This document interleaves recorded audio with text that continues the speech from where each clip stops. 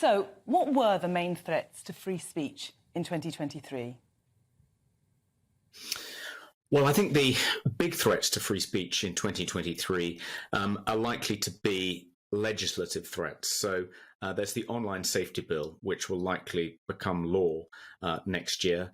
And I think that even as it stands, it's slightly improved. It was terrible. It's now not great, but not terrible.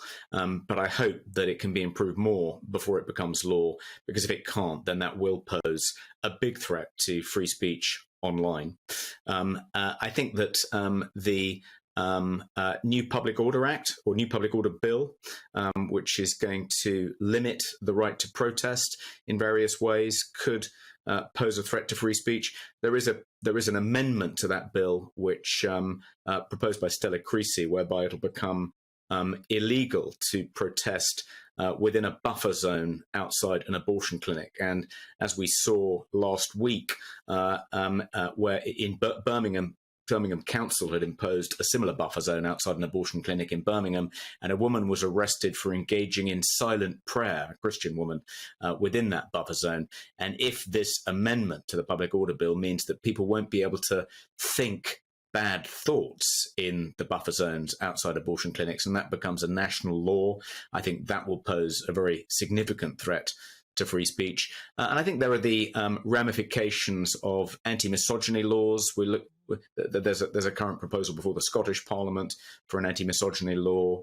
Stella Creasy has also been petitioning the Parliament in Westminster to pass an anti-misogyny law. The worry then is that even though it's very well intentioned, it's designed to protect women and girls from misogynistic language and violent behaviour, but much of that is already against the law. And I worry that if there is an anti-misogyny law passed, it'll mean that if you say you don't think trans women are women, for instance, you could be prosecuted for misogyny because the law will protect trans women as much as it'll protect women. So I think those are some of the bigger fears. It's all about legislation and making sure that our freedoms aren't curtailed even further in 2023.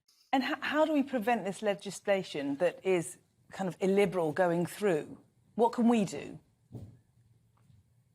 Well, the Free Speech Union is lobbying the government to try and make sure that when these laws do go through, they pose less of a threat to free speech.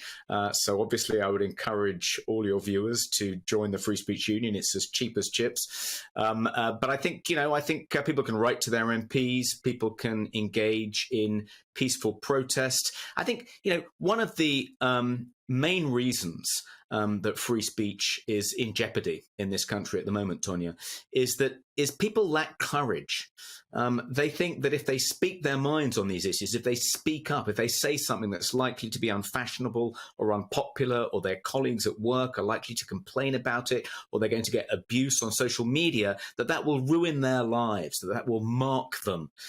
They'll be ostracized, pushed out of respectable society. But often, if you can just encourage people to be a bit bolder, if you can somehow lower the cost of speaking your mind in a perfectly lawful way, expressing a point of view which until very recently, until yesterday, was perfectly legitimate, if you can encourage people to be a little bit bolder, a little bit braver, then that's really going to be the bulwark which defends free speech. It's fear of the repercussions of saying what you really think, which I think is the greatest threat to free speech. So I'd encourage people to just speak out, speak their minds, say what they really think about these issues.